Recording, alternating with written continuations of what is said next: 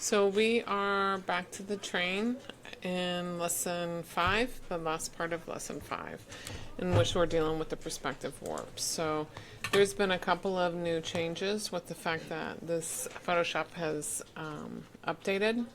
So our instructions are a little bit different than the book. In order for you guys to get to the perspective warp, you guys are going to have to, let's see, you go to edit and then go down to perspective warp, and you can see there's a little smart filter down here. Okay, and then if you look at the crosshair on here, you've got some dots and lines. So what you're going to do is you're going to make a loose rectangle around the train, and then you're going to click on the warp. Okay, we're going to set this point, and then you can kind of move it back and forth. And what we're trying to do is we're trying to get that train to look like it should belong on the tracks here. Okay, so once you kind of think you have it, you can go through and click on this align button, and then also on the horizontal align. I'm not sure that I really love what it did for the horizontal line, so I'm going to bring that back down.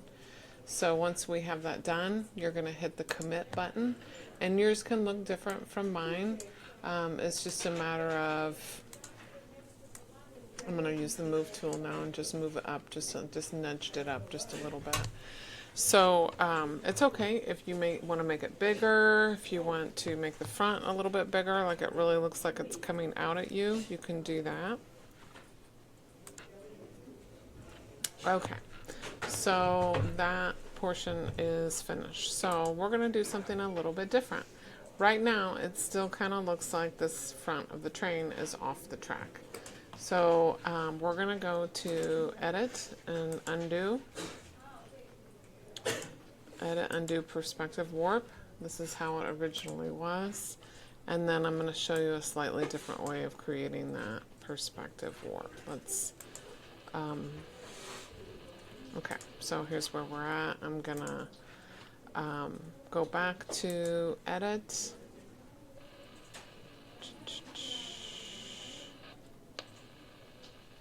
It's not showing up right now. Hold on, oh, I have to make sure I'm selected. You gotta select your layers and then select the train layer. And then you're gonna go back to edit perspective warp. Okay. And then the first thing you're going to do is draw the quad for the side of the train. You're going to click the top of the smokestack and then drag down the railroad. So you're going to come over here and you're going to drag down to the railroad. And we're going to go over here. Come down a little bit and let go. Okay?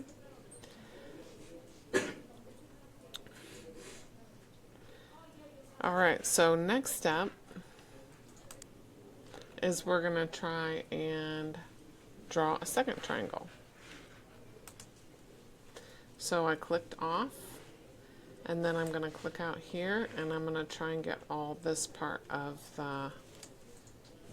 the train like that, and it looks like it automatically snapped to those 2 points. Okay. Alright, so next step. So the next step is we need to start to move these. So I'm going to click on the warp portion and then drag this up and back a little bit. Okay, and then this part I can start to drag down and out. I don't want it to move too much. Let's drag it that way a little bit more. There we go. Okay, and see if we can make this a little bigger.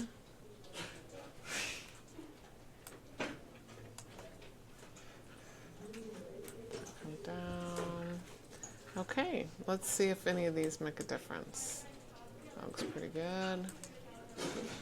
And that is even better. So I'm going to hit OK. And then we are going to go to File, and save. I like this even better than the last time that we did it. And you can X out of what you're doing and save your work. That's it.